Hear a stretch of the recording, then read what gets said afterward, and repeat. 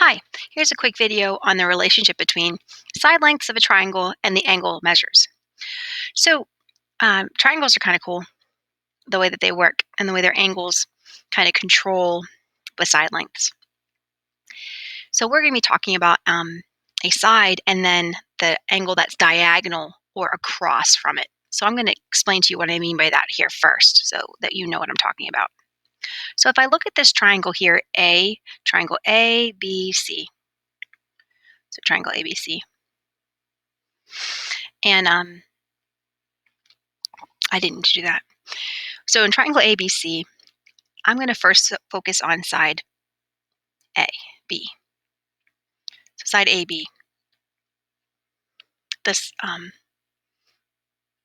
so side AB is diagonal or across from angle C. So side AB is diagonal from angle C.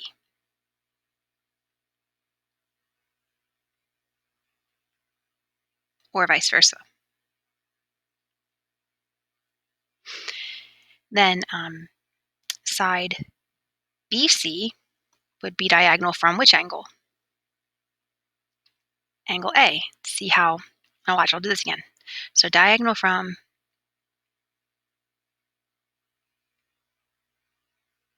side BC.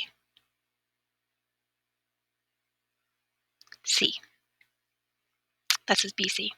So if you noticed, the side is diagonal from, okay, I'm going to try to say this. So it's triangle ABC. So angle A is diagonal from side BC. Do you see how it has the other two letters in it? So angle C is diagonal from side AB. The angle that's across from the side will never be touching that angle or touching that point or vertex. So angle B is diagonal from side AC. I kind of look at it like this. It's like, what if that angle was looking, if I imagine like the opening of the angle is that looking across, what does it see when it looks straight across? And as it looks right across from itself, angle B looks straight ahead and it sees side AC. If angle C looks straight ahead, it would see side AB. So that's what we mean by being diagonal from or across from. Okay, well, why is this significant? Because the side lengths and the angles are related to each other in size and proportion. So the shortest side in the triangle is always across from the smallest angle. So I'll say that again. The shortest side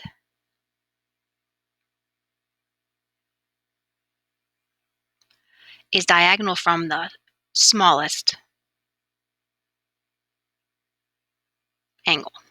And if you don't get what I mean, just do this for a second. Just if you can see me in the video, imagine your two fingers are two sides of a triangle. Okay, and then now you make it with your thumbs. So if I take these two fingers and if I open up that angle and make the angle between those fingers bigger, then what ends up happening to the third side? Well, now it's becoming longer. And then if I make the angle between my two fingers smaller, what ends up happening is the third side of the triangle becomes smaller. So so that's why, or that's how it works. The shortest side is always across from the smallest angle. And that being the case, I'm on here, the longest side is always diagonal from or across from the largest angle.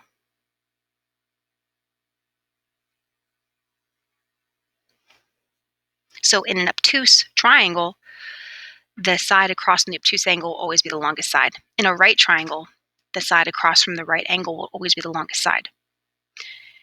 And then that goes for the middle. Then there's the middle. So the middle side is across from the middle angle.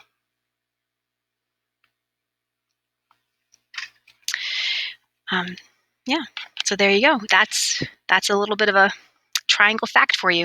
And it kind of makes sense, like you said, with the diagram.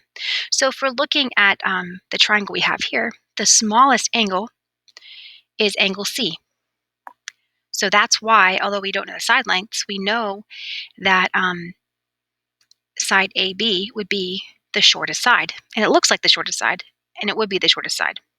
So we know that AB must be shorter than 27 centimeters, even though I don't know what it is. I just know it's less than 24 centimeters, I'm sorry. And then, why? Because angle B is the greatest angle, it's 105 degrees. So that means 24 must be the longest side in this triangle. So what does that do for the side length BC? Well, it's got to be somewhere in the middle. It's bigger than AB and smaller than AC. So when we just looking at one of these examples at the bottom here, for example, number 1, it says, what's the largest angle? Well, if this is a right triangle, which it might not be, I don't think that it actually is, but anyway, kind of looks like a right triangle. I don't need to know the angle measurement. I just need to know that 9 is the longest side. So since 9 is the longest side, that means angle B would have to be the largest angle in this triangle. So then what's the smallest angle in the triangle? Well, I base that off of the smallest side, and I say this smallest side is across from angle A. So it would be angle A. So to find the smallest angle, find the largest angle, you look for the longest side, and then you look across from it. And that's how you find it. If you're trying to find the smallest angle, you look for the smallest side, and then you look across from it. And if I look, there's nothing here, and I'll go that way. You go into the triangle, and you would find it that way. So angle F. So there's a quick lesson on the relationship between the very basic relationship between the side lengths of a triangle and its angle measures. It gets more complicated from here, but this is good for now. Thanks.